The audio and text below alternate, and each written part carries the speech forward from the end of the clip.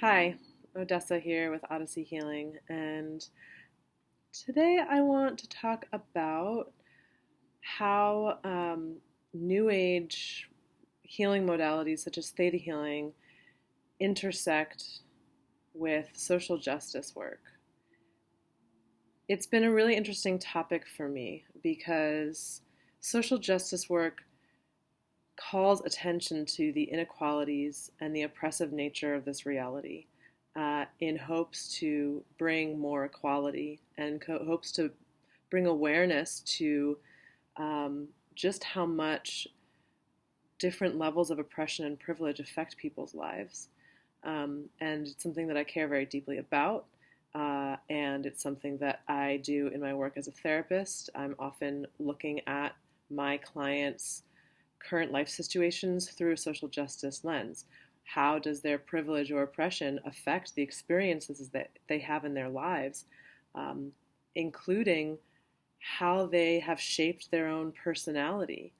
If they're a large male of color, perhaps they have adopted some appeasing kind of personality traits to appear less threatening in a society that sees big black men, for instance, as very threatening, whether or not they are. So there are ways that our current conditions in the culture that we are in really do affect our personality and really do affect our lot in life. And I think that when we're approaching any kind of healing, to completely disengage from that part of reality, I think is a limitation in and of itself.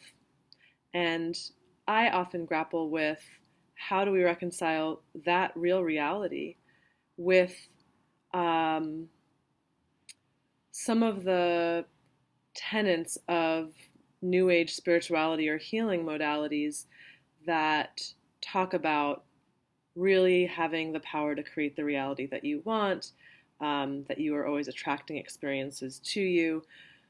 And, these principles, spiritually speaking, are very wonderful and can be really empowering and give us a whole lot of agency in our lives. And at the same time, they can be used in ways that maybe bypass some of the real realities that folks with less privilege face on a daily basis, more so than folks with less privilege. And so how do we reconcile that so that theta healing and other kinds of New Age tools can be used in a way that does not perpetuate inequality or perpetuate a kind of damaging unconsciousness to the very real challenges of the reality we find ourselves in? And how do we not let ourselves be a victim of those circumstances within our own psyches? So, I don't know that I have any answers about it, and I think that it really is up to each individual to grapple with that question in their own mind.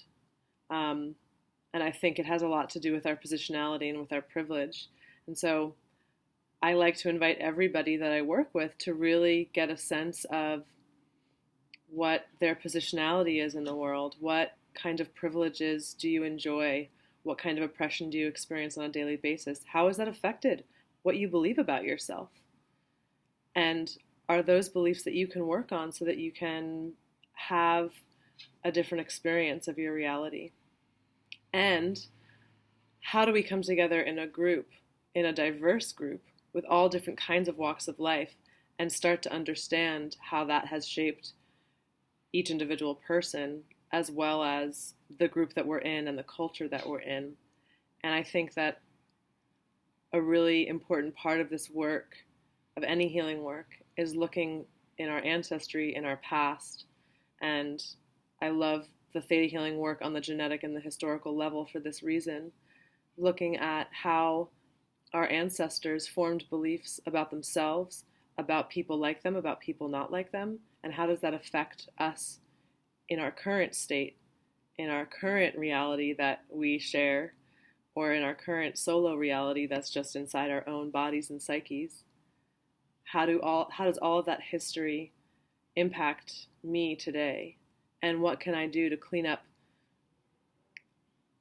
the pain and the mess and the complications that my ancestors have left me with, because we're human and we're working it all out on this planet. So, yeah, I'm curious to hear other people's thoughts about how we work responsibly in ourselves and keep an eye on our responsibility to our communities and the world we want to leave behind. Thanks for listening and watching.